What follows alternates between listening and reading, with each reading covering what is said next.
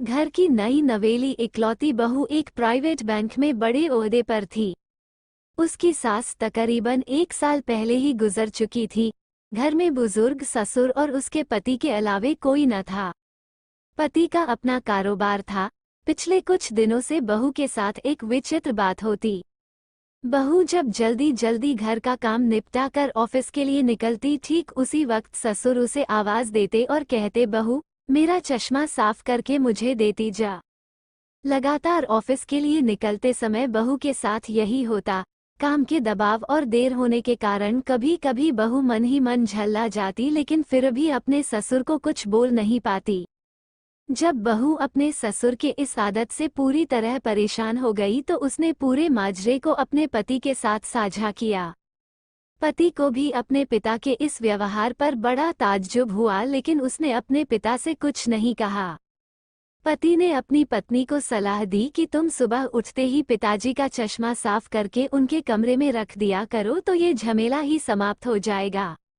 अगले दिन बहू ने ऐसा ही किया और अपने ससुर के चश्मे को सुबह ही अच्छी तरह साफ करके उनके कमरे में रख आई।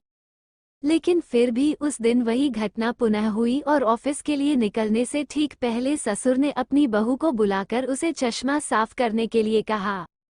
बहू गुस्से में लाल हो गई, लेकिन उसके पास कोई चारा नहीं था। बहू के लाख उपायों के बावजूद ससुर ने उसे सुबह ऑफिस जाते समय आवाज देना नहीं छोड़ा। धीरे धीरे समय बीतता गया और ऐसे ही कुछ वर्ष निकल गए। अब बहू पहले से कुछ बदल चुकी थी।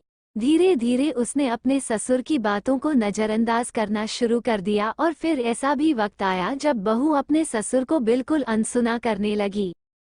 ससुर के कुछ बोलने पर वो कोई प्रतिक्रिया नहीं देती और बिल्कुल खामोशी से अपने काम में मस्त रहती। गुजरते वक्त के साथ ही एक दिन बुजुर्ग ससुर गुजर गए। छुट्टी का एक दिन था। अचानक बहू के मन में घर की साफ सफाई का ख्याल आया। वो अपने घर की सफाई में जुट गई। तभी सफाई के दौरान मृत ससुर की डायरी उसके हाथ लग गई।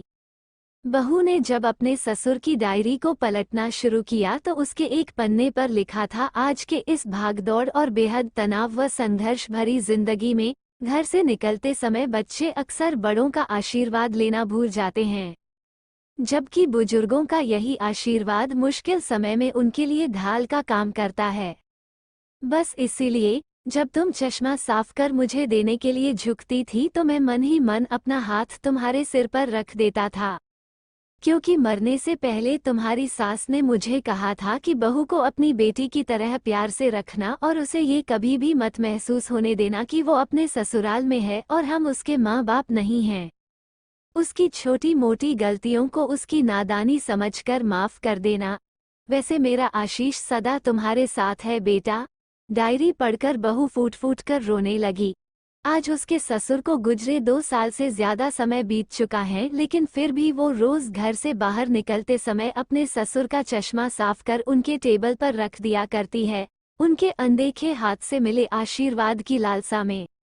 जीवन में हम रिश्तों का महत्व महसूस नहीं करते हैं, चाहे वो किसी से भी हो, कैसे भी हो, और जब तक महसूस करते हैं तब तक वो हमसे बहुत दूर जा चुके होते हैं।